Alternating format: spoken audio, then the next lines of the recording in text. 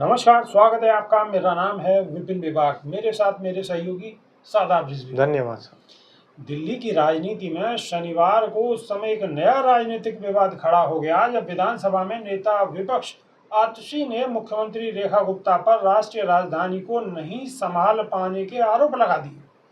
उन्होंने एक्स पर दावा किया है कि सीएम के पति दिल्ली नगर निगम, दिल्ली जल बोर्ड, लोक निर्माण विभाग और दिल्ली शहरी आश्रय सुधार बोर्ड के वरिष्ठ अधिकारियों की एक आधिकारिक बैठक में मौजूद थे। ये सवाल भी उठाया है कि क्या रेखा गुप्ता से दिल्ली संभल नहीं रहा। दरअसल आतिशी ने एक्स पर एक तस्वीर साझा करते हुए आरोप लगाया कि दिल्ली सरकार को मुख्यमंत्री के पति चला रहे हैं। उन्होंने इस स्थिति की तुलना गांव में अक्सर देखी जाने वाली स्थिति से की। आतिशी ने अपने पोस्ट में कहा कि इस तस्वीर को ध्यान से देखिए। जो व्यक्ति एमसीडी, डीजेबी, पीडब्ल्यूडी और डीयूएसआईबी के अधिकारियों के साथ बैठक कर रहे हैं, वह दिल्ली के मुख्यमंत्री रेखा गुप्ता के पति हैं।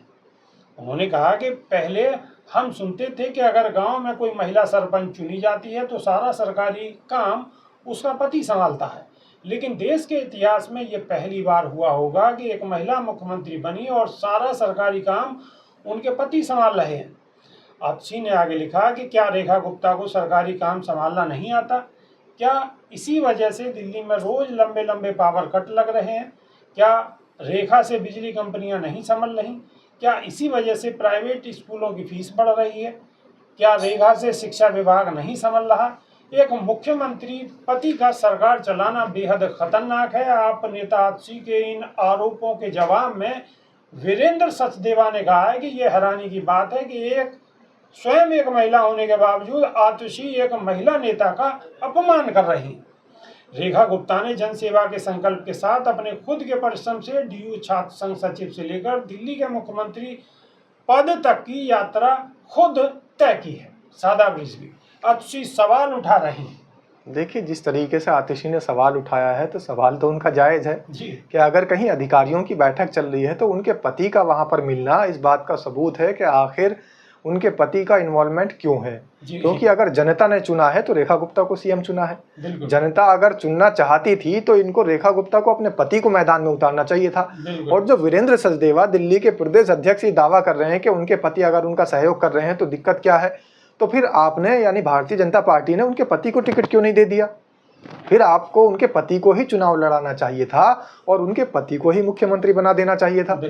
और अगर रेखा गुप्ता नहीं संभाल पा रही है तो इसमें कोई दिक्कत वाली बात नहीं है, इसमें कोई शर्म वाली बात नहीं है। उन्हें इस्तीफा दे देना चाहिए या फिर इस्तीफा देने के बाद उनके पति को दोबारा से उनकी ताजपोशी करा देनी चाहिए, क्योंकि वही सारा काम संभाल रहे हैं।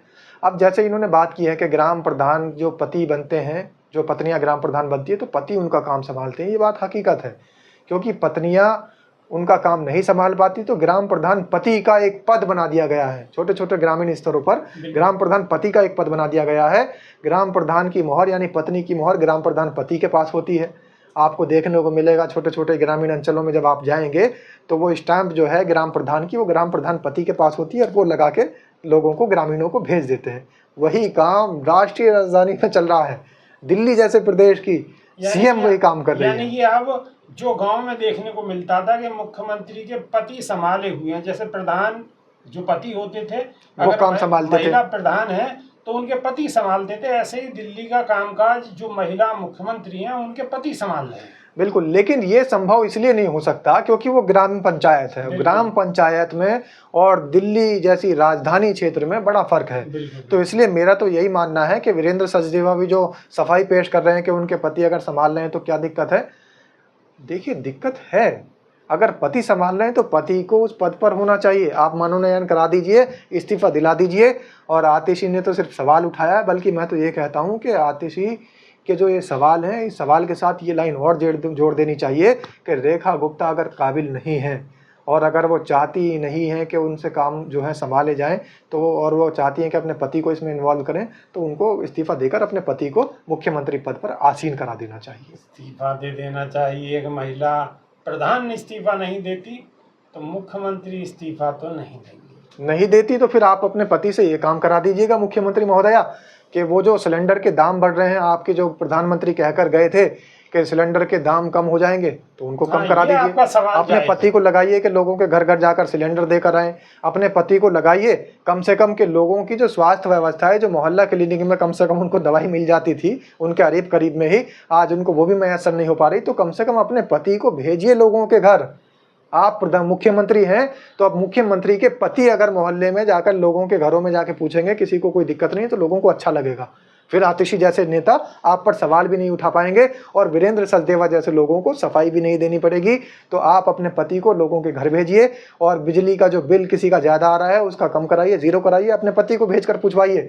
साथ ही जिन लोगों को 2500 रुपये देने का वादा किया था, जिन महिलाओं को, उनको मिला या नहीं मिला, अपने पति को उनसे पूछवाइए। अपने पति को भेजिए मोहल्ले मोहल्ले में, घर घर लोगों के भेजिए। जैसे जिस तरीके से वोट मांगने आप जा रही थी उसी तरीके से आप अपने पति को, क्योंकि आप तो मुख्यमंत्री बन चुकी हैं, आप बिजी है, आपका बिजी शेड्यूल है, तो इसलिए मुख्यमंत्री महोदया को चाहिए कि अगर वो अपने पति का इन्वॉल्वमेंट कराना ही चाहती हैं तो वो लोगों के घर ये पूछने भिजवाएं, उनकी खबर लेने के लिए भिजवाएं कि 2500 रुपये मिले कि नहीं, बिजली का बिल जीरो हुआ कि नहीं, प्रधानमंत्री कह के आए थे वो वादे पूरे हुए कि नहीं, लोगों को नौकरियां मिल रही हैं कि नहीं, शिक्षा व्यवस्था जो फ्री होनी थी, निःशुल्क होनी थी, वो हो रही है या नहीं, जो बेरोजगार युवकों को 8,000 रुपये देने का वादा किया था वो मिल रहे हैं नहीं मिल रहे, हमारे गर्भवती महिलाओं को 21,000 रुपये मिले या नहीं। दर्शक भी तो दिल्ली से होंगे, वो अपना कमेंट के माध्यम से बताएं कि उन्हें ये सारी चीजें मिल पा रही हैं नहीं, जो चुनाव से पहले। दर्शक ये भी बताएं कि मुख्यमंत्री के पति को आप अपने घर हालचाल पूछने के लिए बुलाना चाहते हैं या नहीं। तो अभी के लिए सिर्फ इतना ही, नई वीडियो में फिर रूबरू होंगे। बहुत बहुत शुक्रिया, नमस्कार, धन्यवाद साहब। रोज की ताज़ा खबरें सुनने के लिए सब्सक्राइब करें BHPC न्यूज चैनल। साथ ही रोज के नोटिफिकेशन जानने के लिए दबाएं बेल आइकन। साथ ही हमें अपनी राय देने के लिए हमारी वीडियो पर कमेंट करके बताएं और वीडियोस को लाइक और शेयर करना बिल्कुल ना भूलें।